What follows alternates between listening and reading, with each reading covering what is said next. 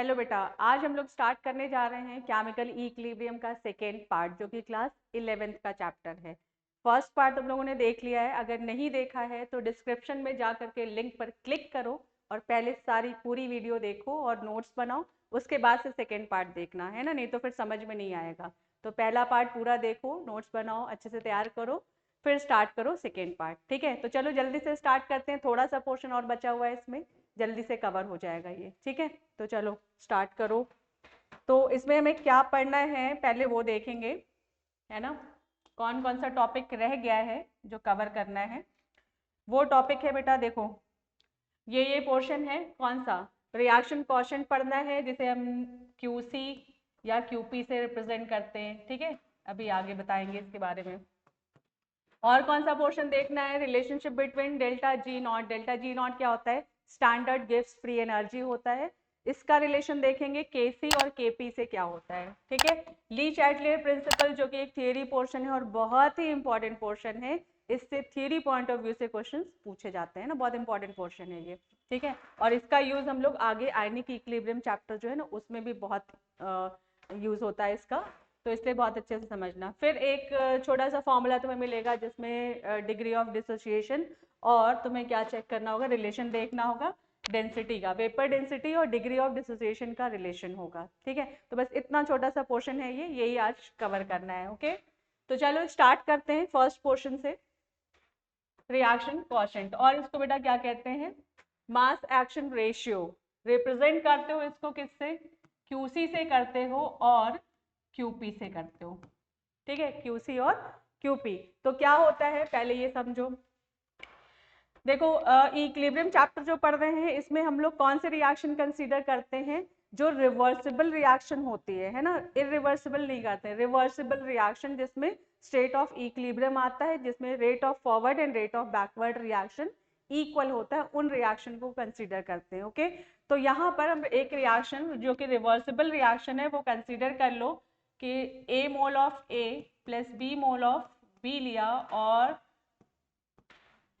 ये बना रहा है C mole of C and D mole of D. ठीक है, रिएक्शन क्वोशिएंट पहले समझेंगे कि ये क्या है।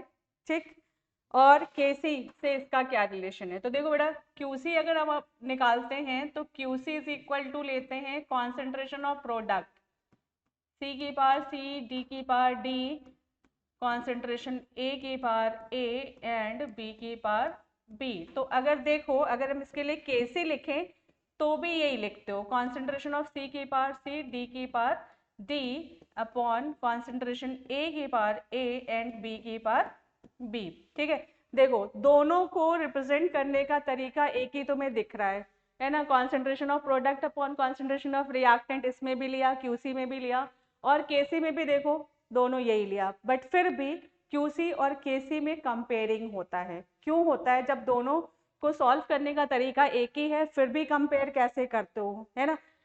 ये क्वेश्चन है ना कि कैसे, क्यों कंपेयर करते हो? जब दोनों को निकालने का तरीका एक ही है तो फिर डिफरेंस क्या है दोनों में। ठीक है, तो अब वो समझते हैं। तो डिफरेंस क्या है बेटा, पहले ये समझ लो।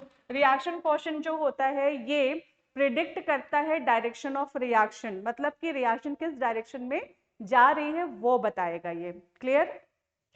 किस डायरेक्शन में जा रही है ये कैसे बताएगा? तो यहाँ पर क्वेश्चन में तुम्हें केसी की वैल्यू गिवन होगी और तुम्हें क्यूसी सॉल्व करना होगा। अब कैसे पता चलेगा कि जो वैल्यू गिवन है उससे हम केसी सॉल्व करें या क्यूसी सॉल्व करें, है ना।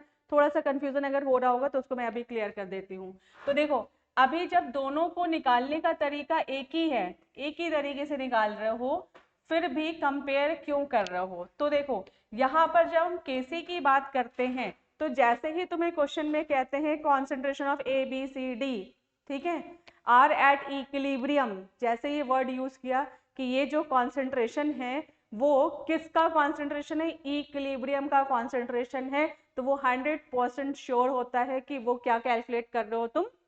केसी कैलकुलेट कर रहे हो। ठीक है, वो कैलकुलेशन किसका होता है? केसी का होता है। लेकिन अगर तुमसे कहते हैं कि concentration A B C D, ठीक है, are this this this, value दे दी गई और ये वर्ड कहीं नहीं यूज किया गया कि ये concentration is R at equilibrium, ठीक है, तो इसका मतलब तुम क्या सॉल्व कर रहे होते हो? क्यूसी सॉल्व कर रहे होते हो। यानी कि जो कॉन्सेंट्रेशन तुम्हें दिख रहा है वो कॉन्सेंट्रेशन जो है उसकी 3 कंडीशन हो सकती है। जब तक ये तुमसे ना कहा जाए कि ये कॉन्सेंट्रेशन इक्विलिब्रियम का है, तब तक वो कॉन्सेंट्रेशन कहाँ का हो सकता है? हो सकता है कि रिएक्शन अभी इक्विलिब्रियम तक पहुंची ना हो, ठीक है। ये भी हो सकता है कि रिएक्शन इक्विलिब्रियम पे पहुंच गई है, ठीक, और ये भी पॉसिबिलिटी हो सकती है कि इक्विलिब्रियम से आगे निकल गई है। आ रही बात समझ में? कैसे पहचानोगे?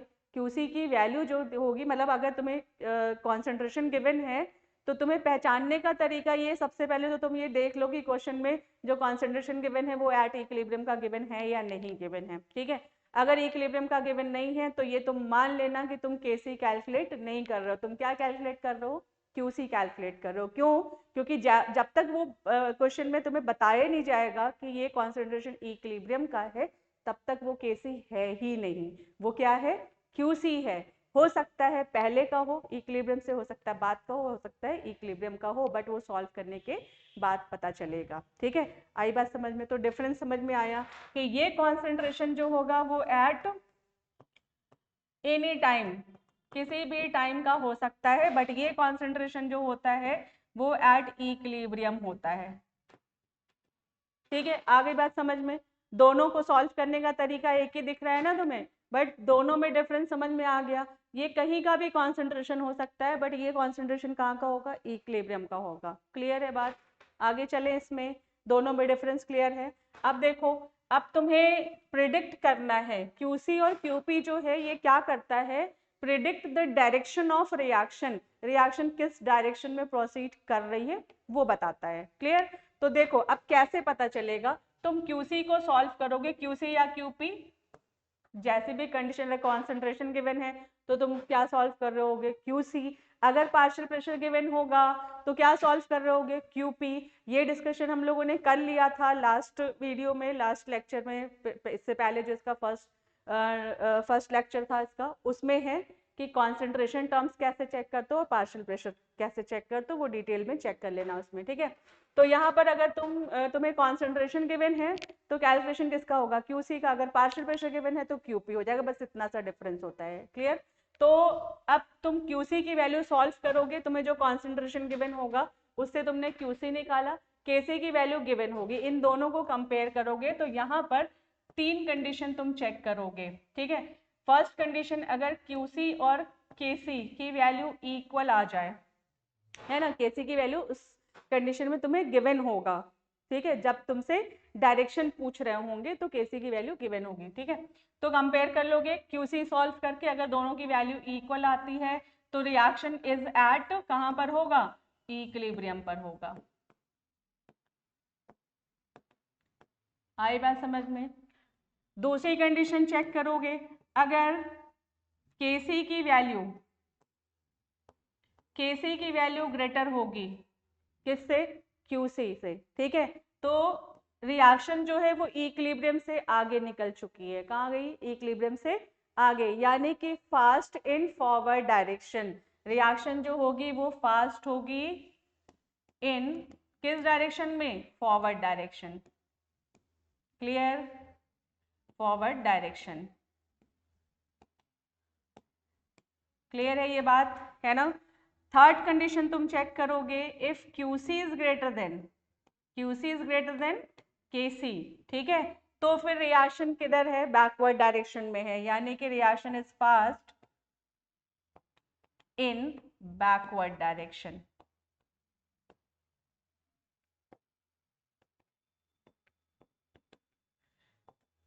है ना। तो रिएक्शन क्वोशेंट क्या करता है? तुम्हें डायरेक्शन प्रेडिक्ट करता है कि रिएक्शन किस डायरेक्शन में प्रोसीड कर रही है, फॉरवर्ड या बैकवर्ड या इक्विलिब्रियम पे है ना। उस कंडीशन में तुम्हें केसी की वैल्यू गिवन होगी। समझ में आ गई बात? समझ में आ गई? तो ये पॉइंट नोट करो, और ये इंपॉर्टेंट पॉइंट है इसका, ये नोट कर लेना, जिससे तुम जब कंपेयर करो तो तुम्हें पता हो कि कैसे तुम्हें चेक करना है, फॉरवर्ड है या बैकवर्ड है। नोट करो फटाफट से।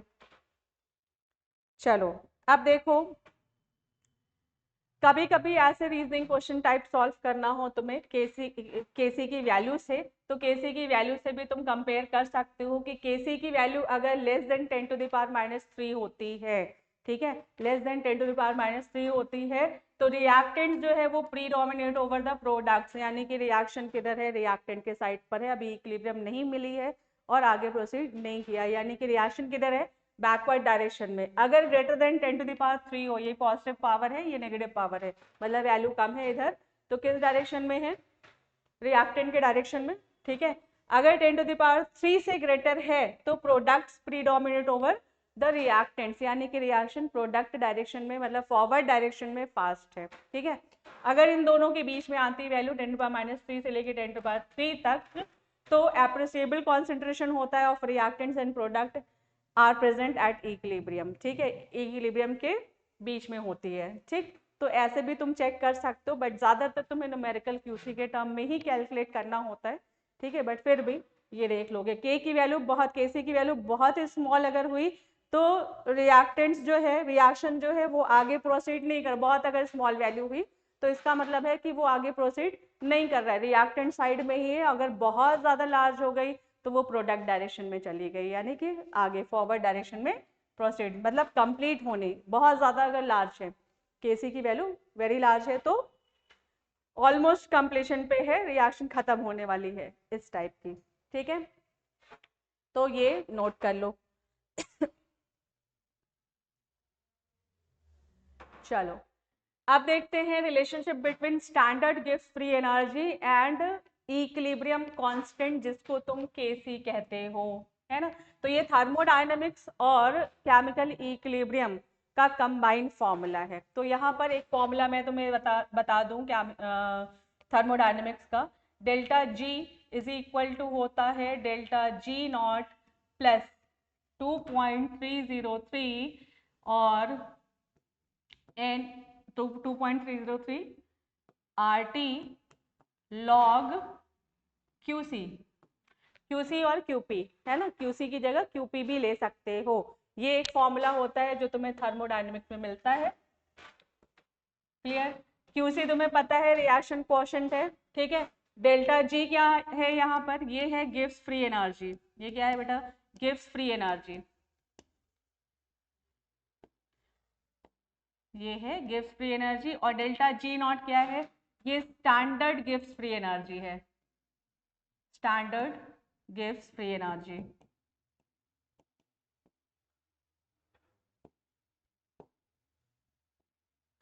ठीक है, आर जानते हो गैस कांस्टेंट है, आर तुम्हें पता है क्या है, गैस कांस्टेंट है। एनर्जी के टर्म में इसकी वैल्यू लोगे joule, kilo joule, calorie, kilo calorie, है ना, इस टर्म में लोगे। टी एब्सोल्यूट टेम्परेचर है, टी क्या होता है, टी एब्सोल्यूट टेम्परेचर, केल्विन में लेना है तुम्हें। ठीक है, अब देखो at equilibrium, at equilibrium, equilibrium की अगर बात करें, इक्विलिब्रियम की बात अगर करते हो बेटा, तो यहाँ पर डेल्टा जी की वैल्यू हो जाती है 0 और इक्विलिब्रियम पे क्यूसी किसके इक्वल हो जाता है, केसी के। क्लियर है, ये बात क्लियर है। इक्विलिब्रियम पे डेल्टा जी की वैल्यू होती है बेटा 0 और क्यूसी किसके इक्वल हो जाता है, केसी के। अभी क्यूसी हम लोगों ने देखा, जब क्यूसी और केसी इक्वल होता है तो वो क्या होता है, इक्विलिब्रियम पे होती है ये कंडीशन। ठीक है, तो अब जो है एट इक्विलिब्रियम अगर लेते हो तो यहाँ पर डेल्टा जी की जगह वैल्यू रखो, क्यूसी की जगह वैल्यू रखो, तो देखो तुम्हें क्या फॉर्मूला मिलने वाला है, इधर देखो ध्यान से।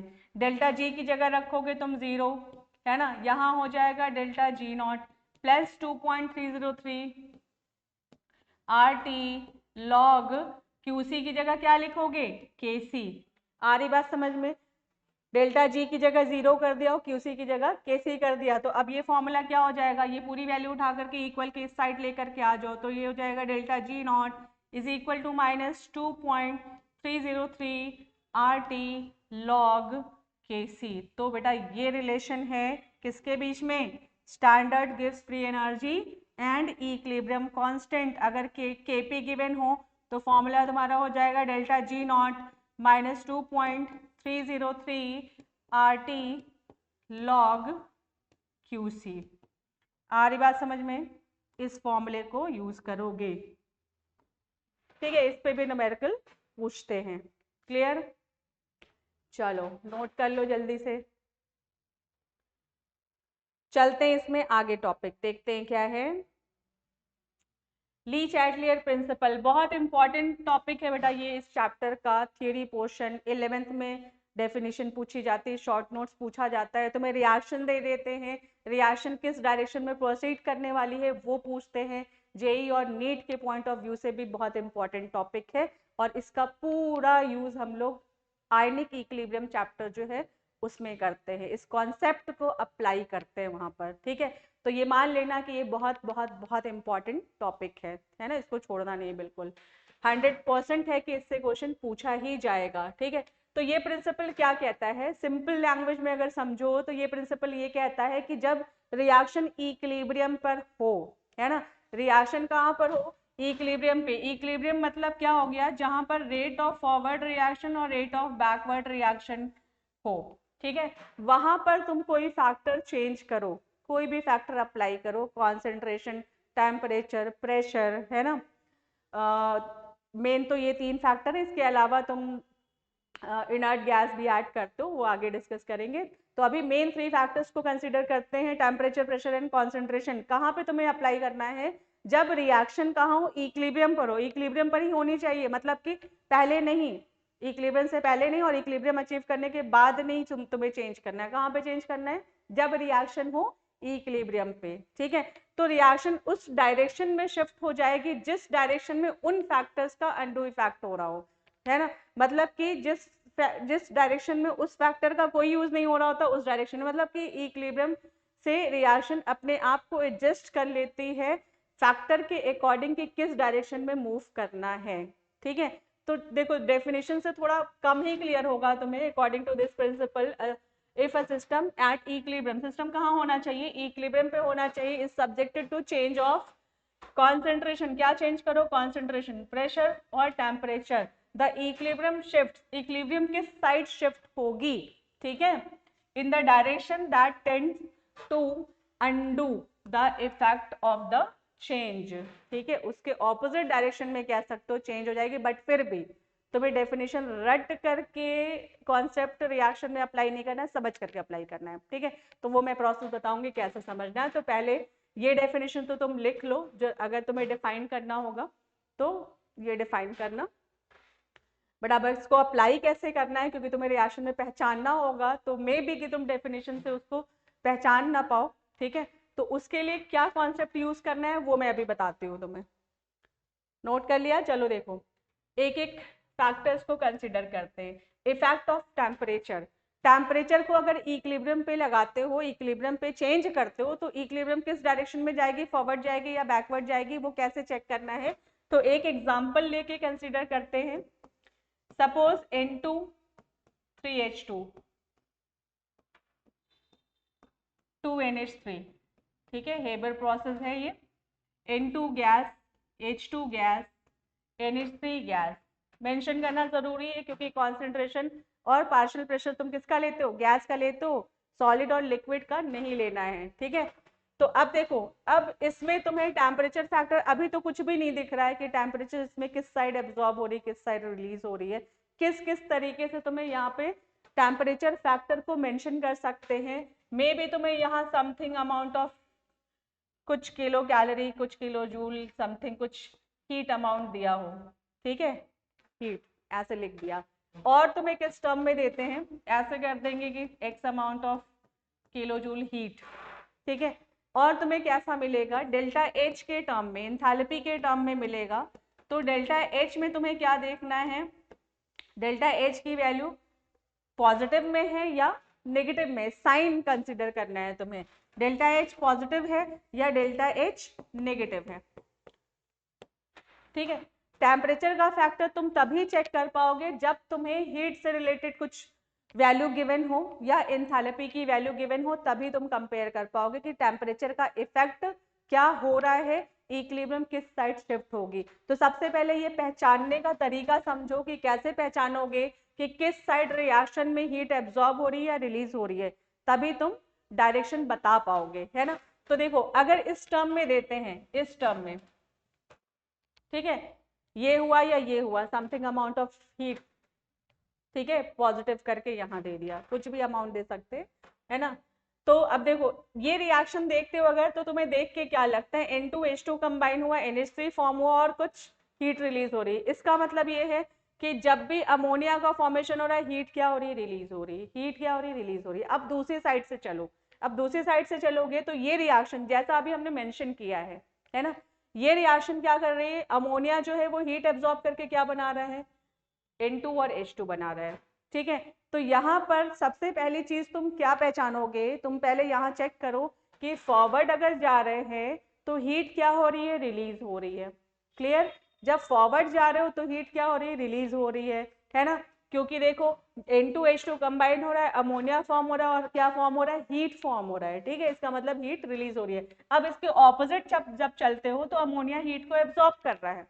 ठीक है, अमोनिया क्या कर रहा है, हीट को एब्जॉर्ब कर रहा है, हीट एब्जॉर्ब कर रहा है, तब जाकर के क्या बन रहा है ये। ठीक है, यानी कि अगर तुम फॉरवर्ड डायरेक्शन में गए इस रिएक्शन के अकॉर्डिंग, अगर तुम फॉरवर्ड डायरेक्शन में जाते हो तो प्रोसेस कैसा है, एक्सोथर्मिक है ना, एक्सोथर्मिक दिख रहा है कि नहीं दिख रहा है ना, क्योंकि हीट रिलीज हो रही है। ठीक, बैकवर्ड जाओगे तो फिर क्या हो रहा है, इन बैकवर्ड डायरेक्शन, बैकवर्ड डायरेक्शन में देखो हीट एब्जॉर्ब हो रही है, तो बैकवर्ड डायरेक्शन में क्या हो गया, एंडोथर्मिक हो गया, एंडोथर्मिक। आ गई बात समझ में। तो हीट को देख करके सबसे पहले तुम ये पहचान लोगे इसमें कि फॉरवर्ड एक्सोथर्मिक है या एंडोथर्मिक है। तो जैसी कंडीशन अभी हमने यहाँ पर लिखी है उसके हिसाब से फॉरवर्ड एक्सोथर्मिक है, बैकवर्ड एंडोथर्मिक है। तो टेम्परेचर फैक्टर में सबसे पहली चीज तुम्हें यही पहचाननी है। ठीक है, तभी बता पाओगे।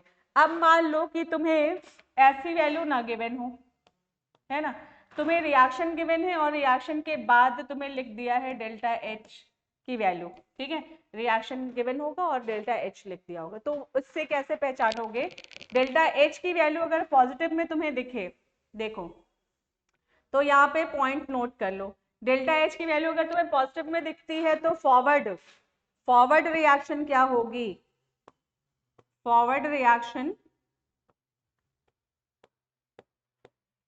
एंडोथर्मिक होगी। समझ में आ गई बात, कैसी होगी, एंडोथर्मिक। तो बैकवर्ड क्या हो जाएगी, बैकवर्ड रिएक्शन क्या हो जाएगी, एक्सोथर्मिक।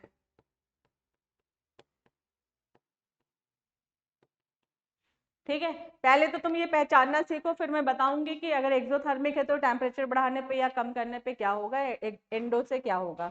तो पहली चीज ये पहचान लो कि अगर इस फॉर्म में दिया है तो ऐसे पहचान लो, अगर डेल्टा एच के फॉर्म में, इंथैल्पी के फॉर्म में वैल्यू गिवन है तो तुम साइन से पहचानो। तो डेल्टा एच की वैल्यू अगर पॉजिटिव है तो फॉरवर्ड क्या है, एंडोथर्मिक, तो बैकवर्ड क्या हो जाएगी, एक्सोथर्मिक।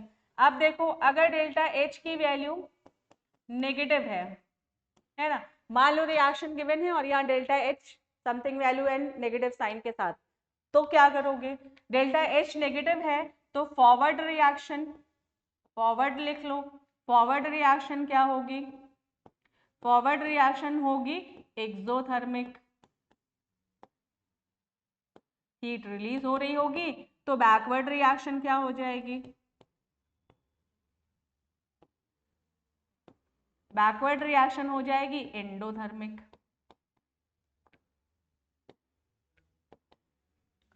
क्लियर है ये बात, देख लो ध्यान से समझ लो, क्योंकि टेम्परेचर का फैक्टर देखो बताने के लिए तो रटने का भी कॉन्सेप्ट होता है, रट करके आंसर करके आ सकते हो, बट बेटर ये होता है कि समझ लो, समझ लोगे तो कोई भी चीज अगर होती है तो वहां देख करके खुद से रिएक्शन की कंडीशन को समझ करके तुम बता सकते हो कि रिएक्शन किस डायरेक्शन में जा रही है।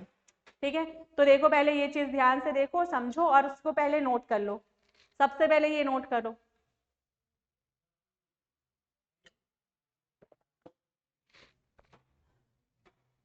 चलो नोट कर लिया, अब देखते हैं इस रिएक्शन की कंडीशन को, है ना, मैं इसे फिर से लिख रही हूं, देखो N2 लो, 3H2 लिया और 2NH3।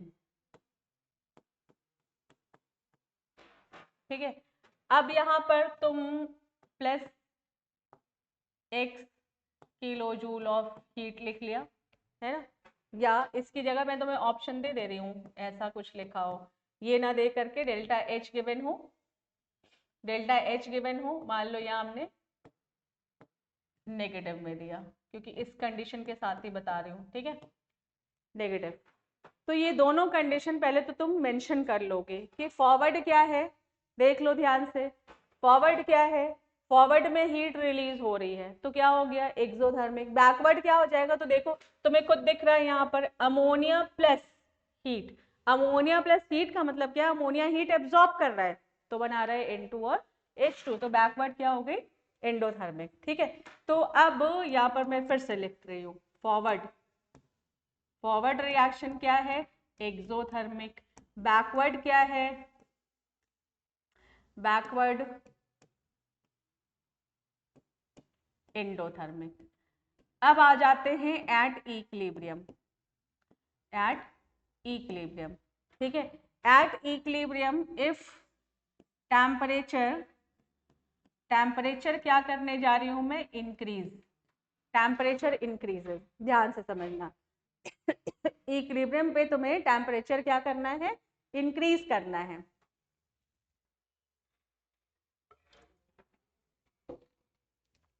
टेम्परेचर क्या करना है इंक्रीज करना है। अब तुम देखो यहां पर जब तुमने यहां पे टेम्परेचर दिया तो सबसे पहले देखो कि इस टेम्परेचर को किस साइड एब्जॉर्ब किया जाएगा, क्यों, क्योंकि टेम्परेचर जब दोगे तो जिसको टेम्परेचर की जरूरत होगी वही लेगा ना, जो निकाल रहा होगा वो तो लेगा नहीं। तो देखो N2 और H2 तो क्या कर रहा है अमोनिया बना के हीट रिलीज कर रहा है, तो हीट किसको चाहिए अमोनिया को, आ रही बात समझ ना, क्यों, क्योंकि अमोनिया क्या कर रहा है हीट एब्जॉर्ब कर रहा है, तो जैसे ही तुमने हीट दिया, जैसे ही तुमने टेम्परेचर दिया उसको लेगा कौन अमोनिया। अब जैसे ही अमोनिया को हीट मिला तो अमोनिया प्लस हीट कंबाइन होकर के क्या बन रहा है N2 और H2, मतलब कि जो फैक्टर हमने दिया था टेम्परेचर फैक्टर जो दिया था उसको एब्जॉर्ब किया गया इस डायरेक्शन में, समझ रहे हो, इस डायरेक्शन में एब्जॉर्ब किया गया और इक्विलिब्रियम किधर शिफ्ट हो गई इसके ऑपोजिट डायरेक्शन में, आ रही बात समझ में, जिस डायरेक्शन में उस फैक्टर का कोई यूज ही नहीं था उस डायरेक्शन में इक्विलिब्रियम शिफ्ट हो गई।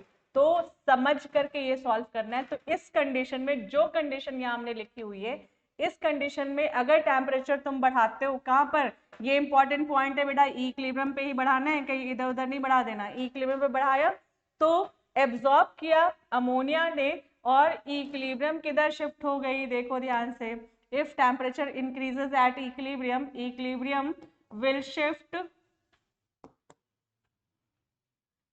will shift in backward direction, किधर शिफ्ट हो गई बैकवर्ड डायरेक्शन में, समझ रहे हो ना, समझ करके ये कर सकते हो, रट करके नहीं कर सकते हो, क्लियर है।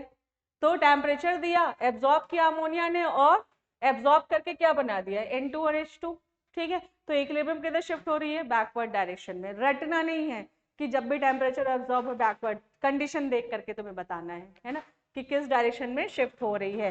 तो इस कंडीशन को देख करके यही पता चल रहा है कि टेम्परेचर दिया अमोनिया ने लिया, अमोनिया को टेम्परेचर मिला तो वो किधर चला गया N2H2 के फॉर्मेशन में, आगे बात समझ में क्लियर है। ये टेम्परेचर का इफेक्ट ऐसे ही देखोगे। अब तुम्हें अगर इसको याद करना है तो तुम ऐसे समझ सकते हो कि अगर forward direction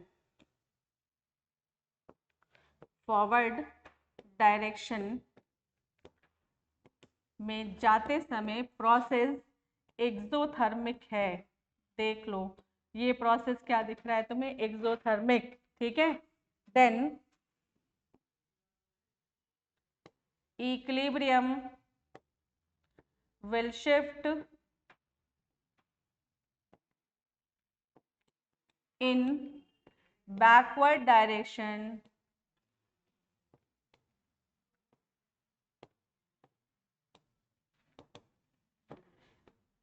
on increasing temperature, ठीक है, टेम्परेचर को अगर इंक्रीज करते हो तो रिएक्शन किधर जाएगी बैकवर्ड डायरेक्शन में। अब इसका उल्टा कर लो, अगर टेम्परेचर इंक्रीज करने पे बैकवर्ड डायरेक्शन में जा रही तो टेम्परेचर डिक्रीज करोगे तो किधर जाएगी फॉरवर्ड जाएगी ना, क्यों, क्योंकि देखो N2 और H2 कंबाइन होकर के हीट निकाल ले, तुम और हेल्प कर दो हीट निकालने में, ठीक है, क्योंकि ये हीट निकाल करके ही अमोनिया बना रहे हैं। जैसी कंडीशन यहाँ पर दी हुई है, हीट निकाल के अमोनिया बना रहे हैं, तो इसका मतलब है कि अगर तुम इक्विलिब्रियम पे हीट को कम कर दो, निकाल दो, टेम्परेचर कम कर दो, तो क्या हो जाएगा, फॉरवर्ड डायरेक्शन में चली जाएगी। यानी कि अगर फॉरवर्ड डायरेक्शन एक्सोथर्मिक है तो टेम्परेचर इंक्रीज करने पे बैकवर्ड जा रहा है, और टेम्परेचर डिक्रीज करने पे किधर जाएगा, फॉरवर्ड जाएगा। क्लियर है ये बात? तो यहाँ पे समझ करके सॉल्व करना है, ठीक है। अब अगर फॉरवर्ड रिएक्शन तुम पॉइंट नोट करना चाहते हो तो ऐसे नोट कर लो कि फॉरवर्ड जो है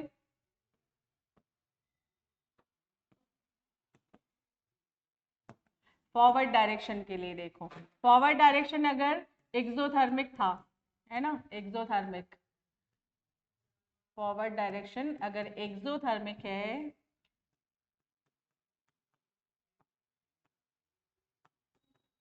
ठीक, तो इक्विलिब्रियम अगर टेम्परेचर इंक्रीज करते हो, इफ टेम्परेचर इंक्रीजेस, ठीक है, तो इक्विलिब्रियम किधर शिफ्ट हो रही है,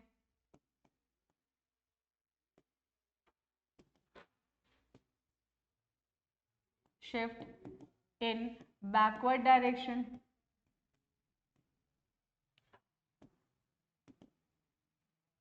आ रही बात समझ में?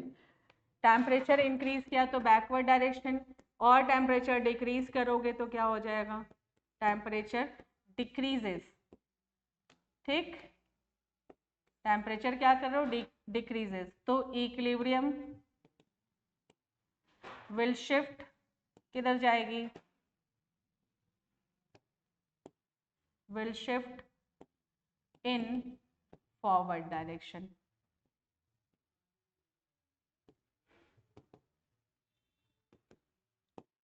तो अगर तुमने फॉरवर्ड और बैकवर्ड पहचान लिया तो तुम ऐसे भी इसे याद कर सकते हो, बट मेरे राय में ये है कि अगर तुम समझ लोगे तो ज़्यादा इजी होगा, बेटर होता है तरीका ये, ठीक है।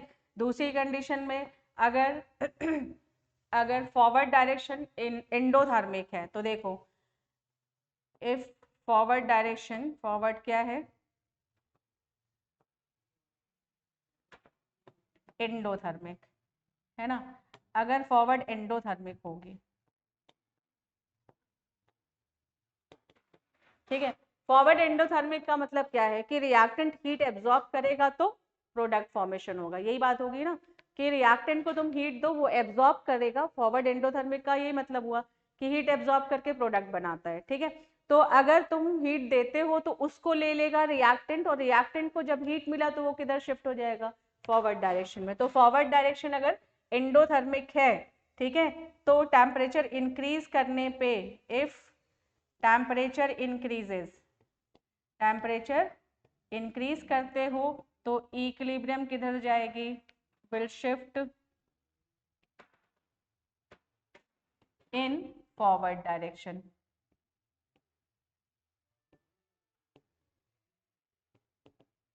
आ रही बात समझ में? इक्विलिब्रियम किधर शिफ्ट हो गई, फॉरवर्ड डायरेक्शन में। कब, जब फॉरवर्ड जो है वो एंडोथर्मिक हो, टेम्परेचर इंक्रीज करने पे फॉरवर्ड, तो टेम्परेचर डिक्रीज करोगे तो कहाँ जाएगी,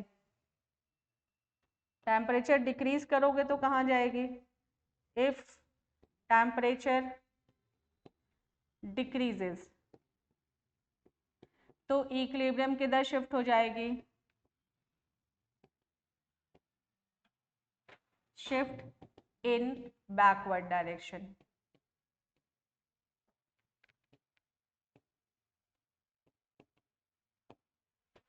समझ में आ गई बात? तो समझ करके कैसे सॉल्व करना है वो भी बता दिया मैंने, लर्न कैसे कर सकते हो वो भी बता दिया है ना, एंडोथर्मिक एक्सोथर्मिक से पहचान करके। बट पहला तरीका तुम्हारा क्या होना चाहिए, पहली चीज क्या होनी चाहिए, तुम्हें चेक करना है फॉरवर्ड एक्सोथर्मिक है या एंडोथर्मिक, तभी ये बता पाओगे। क्लियर है? नोट कर लो सारे पॉइंट। चलो देखते हैं अब दूसरा factor, effect of pressure. Pressure का क्या इफेक्ट होगा, प्रेशर इंक्रीज करते हो तो इक्विलिब्रियम फॉरवर्ड जाएगा या बैकवर्ड जाएगा, इसको चेक करना है। थोड़ा प्रेशर को डायरेक्ट प्रेशर से हम नहीं चेक करेंगे, प्रेशर को कंपेयर करेंगे वॉल्यूम से। तो pressure is inversely proportional to volume होता है ना, प्रेशर बढ़ाओगे तो वॉल्यूम क्या होगा, डिक्रीज होगा। ठीक है, तो अब देखो कैसे, मैं समझा देती हूँ, है ना, कुछ भी रटना नहीं है तुम्हें। यही रिएक्शन कंसीडर कर लिया, N2 3H2 gives out 2NH3। तो प्रेशर को हम वॉल्यूम से कंपेयर करेंगे तो देखो बेटा, ये 1 मोल है, इसको 1 वॉल्यूम कह सकते हो ना, 1 वॉल्यूम। ये कितने वॉल्यूम है, 3 वॉल्यूम, और ये कितने वॉल्यूम है, 2 वॉल्यूम। क्लियर। तो रिएक्टेंट का टोटल वॉल्यूम देखो कितना है, 4, प्रोडक्ट का कितना है, 2 वॉल्यूम। ठीक है, तो ये कह सकते हो कि अगर इक्विलिब्रियम पे N2 H2 और NH3 तीनों ही होगा, है ना, N2 H2 और NH3 तीनों ही होगा। ठीक, अब अगर तुम इक्विलिब्रियम पे प्रेशर को इंक्रीज करते हो तो रिएक्शन या इक्विलिब्रियम किधर शिफ्ट होगी वो चेक करना है। तो सपोज ऐसे मान लो ये कोई कंटेनर है, अगर तुम्हारा ये वॉल्यूम लेते हो तो इस वॉल्यूम में N2 और H2 है। ठीक है, इस वॉल्यूम पे N2 और H2, और जैसे तुमने वॉल्यूम ये कर दिया, है ना, इस वॉल्यूम पे तुम्हें क्या मिल रहा है, NH3 मिल रहा है, सपोज ऐसे, है ना। तो क्योंकि देखो जब वॉल्यूम ज्यादा है तो देखो वॉल्यूम ज्यादा किसका है, N2 और H2 का है, वॉल्यूम कम किया तो वो क्या है, अमोनिया है। ठीक है, अब क्या करना है कि यहाँ पर तुमने देख लिया कि इसका वॉल्यूम ज्यादा, इसका वॉल्यूम कम। ठीक, अब एट इक्विलिब्रियम ये काम तुम्हें कहाँ पे करना है, इक्विलिब्रियम पे। इफ एट इक्विलिब्रियम प्रेशर को कुछ भी करो, प्रेशर को इंक्रीज करो या डिक्रीज करो, है ना, तो एट इक्विलिब्रियम प्रेशर अगर इंक्रीज करते हैं, प्रेशर इंक्रीजेस। ठीक है, मान लो कि इक्विलिब्रियम पे हमने प्रेशर को इंक्रीज किया, तो अब तुम्हें बताना है कि इक्विलिब्रियम किस डायरेक्शन में शिफ्ट होगी। तो कैसे चेक करोगे, देखो जैसे ही तुम प्रेशर बढ़ाओगे वॉल्यूम क्या हो जाएगा, डिक्रीज हो जाएगा, प्रेशर इंक्रीजेस, वॉल्यूम क्या हो गया, डिक्रीजेस। अब देखो यहाँ पर अगर वॉल्यूम डिक्रीज हुआ तो क्या बन जाएगा, अमोनिया बनेगा, क्योंकि कम वॉल्यूम पे क्या है, अमोनिया है। कितने वॉल्यूम पे अमोनिया है, 2 वॉल्यूम पे है। तो कम वॉल्यूम किसका फॉर्मेशन बढ़ा रहा है, किसके फॉर्मेशन को फेवर कर रहा है, अमोनिया फॉर्मेशन के फेवर कर रहा है। ठीक है, अमोनिया फॉर्मेशन है ना, देखो रिएक्शन से 2 वॉल्यूम है तो अमोनिया है, 4 वॉल्यूम है तो N2H2 है। तो प्रेशर अगर तुमने बढ़ाया इक्विलिब्रियम पे तो वॉल्यूम क्या हो गया, डिक्रीज हो गया, और जैसे ही वॉल्यूम डिक्रीज हुआ क्या बन गया, अमोनिया। तो यहाँ पर इस कंडीशन में, इस रिएक्शन में अगर इक्विलिब्रियम पे प्रेशर को तुम इंक्रीज करते हो तो वॉल्यूम क्या हो गया, डिक्रीजेज, एंड इक्विलिब्रियम किधर शिफ्ट हो गई, इक्विलिब्रियम विल शिफ्ट, बताओ जरा, इक्विलिब्रियम किधर शिफ्ट हो रही है, equilibrium will shift in forward direction. समझ में आ रही बात, फॉरवर्ड डायरेक्शन। ठीक है, आगे बात समझ में।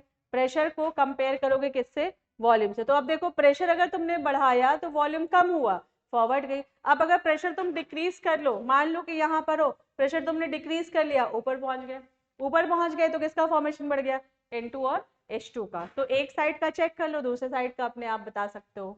आ रही बात समझ में, क्लियर है ये, देखो। ठीक है, तो इसमें ये हुआ कि रिएक्शन किधर गई, प्रेशर बढ़ाने पे फॉरवर्ड डायरेक्शन में। इसका मतलब ये है कि प्रेशर जो है वो वॉल्यूम पे डिपेंड कर रहा है। तो अगर तुम डेल्टा एन की वैल्यू ले लो 0, ठीक है, अगर डेल्टा एन की वैल्यू 0 होती है, ठीक, तो यहां पर क्या हो जाएगा बेटा, नो इफेक्ट ऑफ प्रेशर।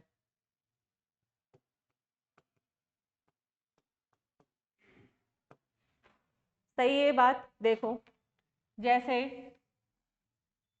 हमने ये रिएक्शन ली, N2 sorry H2 plus I2, ये हो गया 2HI। अब देखो 1 वॉल्यूम, इधर कितना है, 2 वॉल्यूम, इसको टोटल कर लो, 2 वॉल्यूम। ठीक है, अब 2 वॉल्यूम पे ये भी है, 2 वॉल्यूम पे ये भी है, प्रेशर बढ़ाओगे वॉल्यूम क्या है, 2 वॉल्यूम। तो वॉल्यूम क्या है, इक्वल है, तो वॉल्यूम जब सेम है तो प्रेशर का कोई इफेक्ट नहीं होगा। अगर कम ज्यादा होता तो प्रेशर जिधर कम या वॉल्यूम जिधर कम उस पे वर्क करता, बट यहाँ पर वर्क नहीं करेगा। क्यों, क्योंकि दोनों साइड का वॉल्यूम इक्वल है। तो ये पॉइंट नोट कर लेना, important point, note point. Pressure के इफेक्ट में अगर डेल्टा एन की वैल्यू 0 होती है तो no effect of pressure. Clear, चलो डेल्टा एन से वैसे भी कंपेयर कर सकते हो। देखो सपोज इसमें डेल्टा एन क्या होता है तुम्हारा, इस रिएक्शन में डेल्टा एन की वैल्यू प्रोडक्ट माइनस रिएक्टेंट, तो ये क्या हो जाता, लेस देन जीरो, है ना, लेस देन जीरो हो गया। तो रिएक्शन प्रेशर इंक्रीज करने पे किधर जा रही है, फॉरवर्ड, ठीक है। If delta n is less than zero, equilibrium will shift in forward direction on increasing pressure. जरूरी नहीं तुमसे प्रेशर हमेशा इंक्रीज करके पूछे, डिक्रीज करके भी पूछ सकते हैं, इसलिए समझ करके करोगे, ये रटने वाले कॉन्सेप्ट है। डेल्टा एन की वैल्यू अगर ग्रेटर देन जीरो होगी तो प्रेशर इंक्रीज करने पे इक्विलिब्रियम जाएगी बैकवर्ड डायरेक्शन, ठीक है, बैकवर्ड डायरेक्शन। बट मेरी राय ये है कि रटो नहीं, कॉन्सेप्ट को समझो और समझ करके सॉल्व करना। तो डेल्टा एन की वैल्यू जीरो तो तुम समझ ही लो, क्योंकि वॉल्यूम चेंज नहीं होगा तो प्रेशर का कोई इफेक्ट नहीं होगा। क्लियर। तो दो फैक्टर्स हो गए, अब थर्ड फैक्टर पे आ जाओ, इफेक्ट ऑफ कॉन्सेंट्रेशन। कॉन्सेंट्रेशन के फैक्टर को कैसे चेक करोगे, ली चैटलियर प्रिंसिपल से इक्विलिब्रियम किस डायरेक्शन में शिफ्ट होगी वो कैसे चेक करना है। तो इसका सिंपल सा कॉन्सेप्ट होता है कि if concentration of reactants increases, अगर रिएक्टेंट का कॉन्सेंट्रेशन इंक्रीज करोगे तो equilibrium will shift in forward direction. किधर जाएगी रिएक्शन, फॉरवर्ड डायरेक्शन में।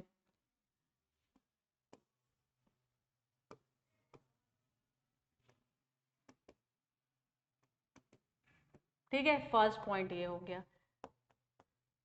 ठीक, कॉन्सेंट्रेशन रिएक्टेंट का अगर बढ़ाते हो तो किधर जाएगी, फॉरवर्ड। प्रोडक्ट का बढ़ा दोगे तो बैकवर्ड डायरेक्शन में, है ना। तो if concentration of product increases, equilibrium किधर शिफ्ट होगी, इक्विलिब्रियम विल शिफ्ट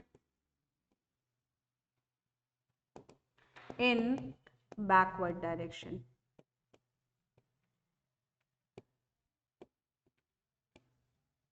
सीधा सा कॉन्सेप्ट है इसका। रिएक्टेंट का बढ़ाओ प्रोडक्ट डायरेक्शन में जाएगी, प्रोडक्ट का बढ़ाओ रिएक्टेंट डायरेक्शन में जाएगी। अब देखो इसमें तुम्हें कंफ्यूज करने के लिए कभी कभी कलर कॉम्बिनेशन दे देते हैं, है ना। तो देखो जैसे suppose A to B formation है, ठीक है, ए टू बी बन रहा है, ठीक। मान लो इसका कलर है रेड और इसका कलर है येलो। तो तुमसे अगर कहते हैं कि at equilibrium if red colour increases, at equilibrium if red colour increases, then what will be the color of solution, what will be the color of solution।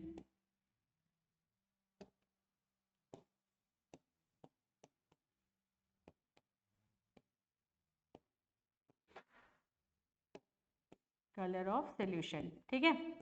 तो देखो क्या कह रहे हैं कि इक्विलिब्रियम पे तुम क्या इंक्रीज करोगे, रेड इंक्रीज करोगे, तो अब सोल्यूशन का कलर क्या हो जाएगा। तो रेड अगर इंक्रीज कर रहे हो इसका मतलब तुम क्या इंक्रीज कर रहे हो, कॉन्सेंट्रेशन ऑफ ए इंक्रीज कर रहे हो इक्विलिब्रियम पे, है ना। ध्यान से समझना, कलर में नहीं फंसना, रिएक्टेंट देखना, रिएक्टेंट साइड का इंक्रीज कर रहे हो या प्रोडक्ट साइड का कंपोनेंट बढ़ा रहे हो वो चेक करना है तुम्हें, कलर को बाद में देखना। तो रेड कलर इंक्रीज होने का मतलब क्या है कि कॉन्सेंट्रेशन ऑफ ए इंक्रीज कर रहे हो। अब ए अगर इंक्रीज कर रहे हो, इधर का कॉन्सेंट्रेशन बढ़ाया तो इक्विलिब्रियम किधर जाएगी, इस डायरेक्शन में जाएगी। यानी कि इसका कॉन्सेंट्रेशन बढ़ाया, इक्विलिब्रियम शिफ्ट हो गई फॉरवर्ड डायरेक्शन में, और फॉरवर्ड डायरेक्शन का कलर क्या है, बी का कलर क्या है, येलो। तो यानी कि तुम इक्विलिब्रियम पे रेड कलर अगर इंक्रीज कर रहे हो तो सोल्यूशन का कलर कैसा हो जाएगा बेटा, येलो हो जाएगा, रेड नहीं होगा, ठीक है। क्यों, क्योंकि equilibrium will shift in forward direction, इधर का बढ़ा इधर, येलो बढ़ाते हो तो कैसा हो जाएगा, रेड हो जाएगा। क्यों, क्योंकि बी बढ़ाओगे तो प्रोडक्ट इंक्रीज करोगे, प्रोडक्ट इंक्रीज करोगे तो इक्विलिब्रियम शिफ्ट हो जाएगी किधर, बैकवर्ड डायरेक्शन में, ठीक है। तो चेक करना कि जो कलर इंक्रीज कर रहे हो वो किस डायरेक्शन का है ना। जिस डायरेक्शन का कलर इंक्रीज करो उसके ऑपोजिट डायरेक्शन में इक्विलिब्रियम शिफ्ट हो जाएगी, उसका कलर तुम्हें बताना है, ठीक है। चलो, तो कॉन्सेंट्रेशन फैक्टर को तुम रिएक्टेंट और प्रोडक्ट से आसानी से चेक कर सकते हो। सिंपल सा अगर ये होता, तुमसे कलर ना दे करके रिएक्टेंट प्रोडक्ट देते कि मान लो कि रिएक्टेंट का कंपोनेंट इंक्रीज किया, ए को इंक्रीज किया, इक्विलिब्रियम किधर जाएगी, तो ए इंक्रीज करोगे तो फॉरवर्ड जाएगी, बी इंक्रीज करोगे तो बैकवर्ड जाएगी। ठीक है, चलो नेक्स्ट फैक्टर देखते हैं, इफेक्ट ऑफ कैटलिस्ट। कैटलिस्ट का क्या इफेक्ट होगा? कैटलिस्ट का बेटा कोई इफेक्ट नहीं होता है, no effect, no effect of catalyst.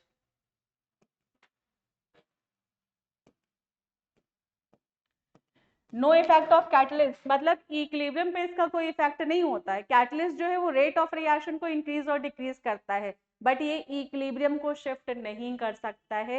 Equilibrium जहां आनी है वहीं आएगी, इसके प्रेजेंस और एब्सेंस से कोई फर्क नहीं पड़ेगा इक्विलिब्रियम पे। ठीक है, ये सिर्फ रिएक्शन की स्पीड को कम और ज्यादा कर सकता है, बट इक्विलिब्रियम जहां आनी है वहीं आएगी। तो इक्विलिब्रियम पे कैटलिस्ट का इफेक्ट अगर तुमसे पूछें तो क्या होगा बेटा? No effect of catalyst. Clear है? No effect of catalyst. चलो नेक्स्ट फैक्टर देखो,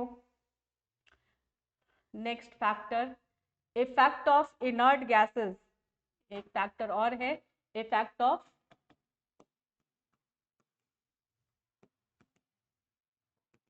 इनर्ट गैसेस, नोबल गैसेस या इनर्ट गैसेस।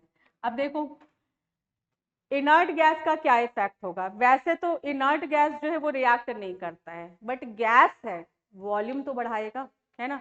तो इनर्ट गैस का इफेक्ट अगर डेल्टा एन की वैल्यू 0 होती है तो बेटा नो इफेक्ट होगा, तब तो इससे कोई फर्क नहीं पड़ेगा। No effect of inert gas. ठीक है, डेल्टा एन की वैल्यू 0 हुई तो इसका कोई इफेक्ट नहीं होगा, लेकिन अगर डेल्टा एन की वैल्यू 0 नहीं हुई तो यहां पर तुम एक पॉइंट नोट कर लो कि इनर्ट गैस डायरेक्टली प्रोपोर्शनल हो जाएगा वॉल्यूम। जिधर वॉल्यूम इंक्रीज होगा उस साइड इक्विलिब्रियम शिफ्ट हो जाएगी। क्यों? क्योंकि ये क्या करेगा? वॉल्यूम बढ़ा देगा, और वॉल्यूम इंक्रीज वॉल्यूम जिस साइड को फेवर कर रही होगी उस साइड रिएक्शन शिफ्ट हो जाएगी। ठीक है, जैसे सपोज SO2 लिया प्लस O2 लिया और ये बन रहा है तुम्हारा, ये देखो 2SO3। ठीक, अब देखो इधर टोटल वॉल्यूम देखो, ये पहले 2 वॉल्यूम है और ये 1 वॉल्यूम है, और टोटल वॉल्यूम इधर कितना हो गया? 3 वॉल्यूम हो गया। क्लियर? और इधर है 2 वॉल्यूम। ठीक है, वॉल्यूम चेंज है इसमें, तो कम वॉल्यूम बता रहे हैं SO3 फॉर्मेशन और ज्यादा वॉल्यूम बता रहे हैं SO2 और O2 फॉर्मेशन। ठीक है, अब मान लो कि इक्विलिब्रियम पे इसमें हीलियम गैस ऐड कर दिया, if at equilibrium helium gas is added to this reaction. ठीक है, तो फिर क्या होगा? अगर हीलियम गैस ऐड कर देते हो तो गैस है तो वॉल्यूम को ये क्या कर देगा? इंक्रीज कर देगा। आ रही बात समझ में? वॉल्यूम को क्या करेगा? इंक्रीज करेगा। वॉल्यूम को अगर ये इंक्रीज करता है तो इंक्रीज वॉल्यूम किस डायरेक्शन को फेवर कर रहा है? देखो वॉल्यूम बढ़ाएगा, वॉल्यूम ज्यादा किसका है? SO2 और O2 का, यानी कि इक्विलिब्रियम शिफ्ट हो जाएगी किस साइड? बैकवर्ड डायरेक्शन में, मतलब जिधर वॉल्यूम ज्यादा है उधर ही इसका इफेक्ट होगा। तो इस रिएक्शन में, ठीक है, जब हीलियम को ऐड करते हो एट इक्विलिब्रियम तो इक्विलिब्रियम विल शिफ्ट, किधर जा रही है? Will shift in backward direction.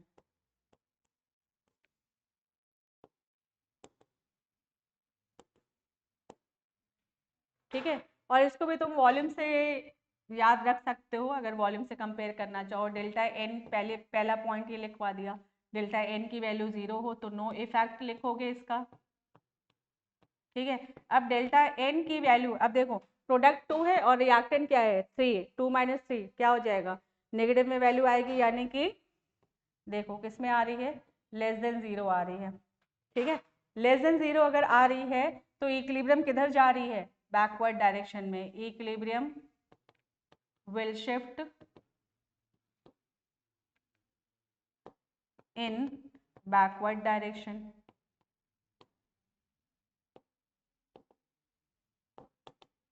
तो डेल्टा एन की वैल्यू अगर ग्रेटर देन 0 हो जाएगी तो इक्विलिब्रियम किधर जाएगी? Equilibrium will shift in forward direction.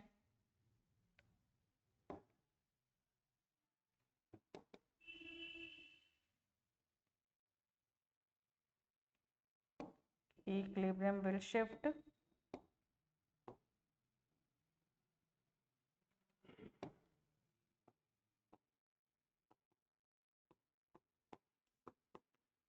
in forward direction।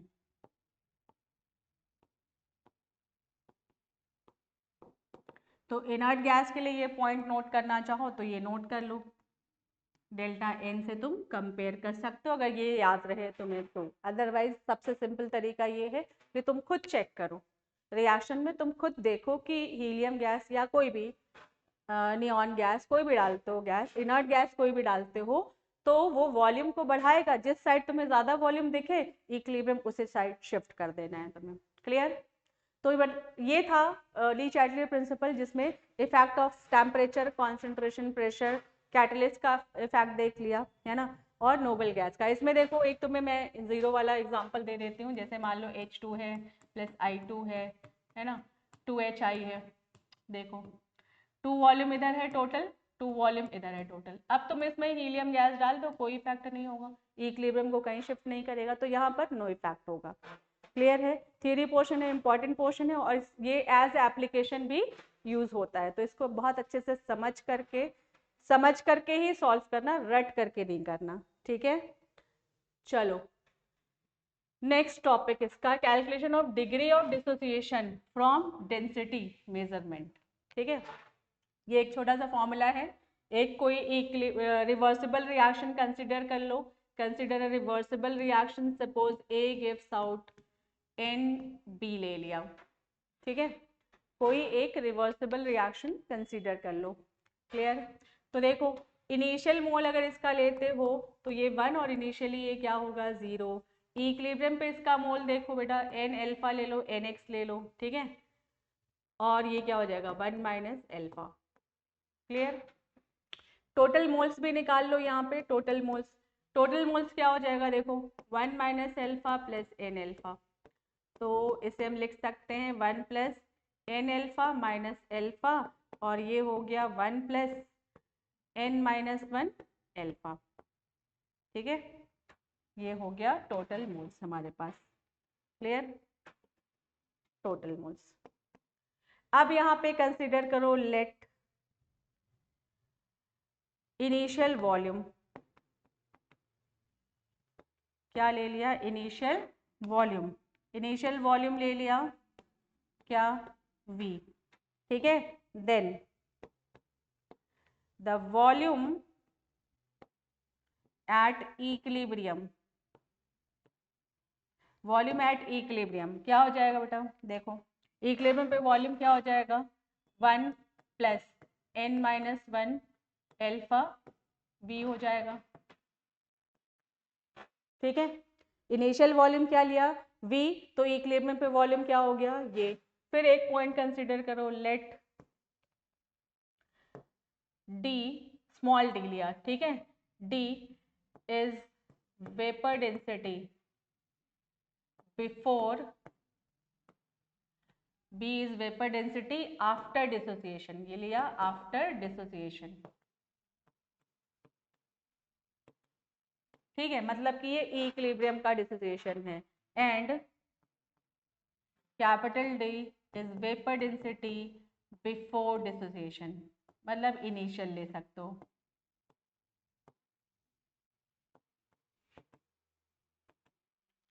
तो देखो क्या हम ये कह सकते हैं कि D is directly proportional to, inversely proportional to 1 by V, and D is inversely proportional to 1 upon 1 plus N minus 1 alpha V।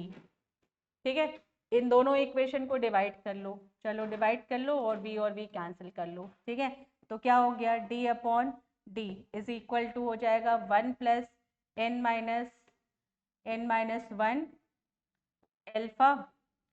ठीक है, और क्या लिख सकते हो इसे, देखो इधर 1 को इधर लेके आ जाओ, D by D minus 1 is equal to क्या हो जाएगा N माइनस 1 अल्फा, है ना।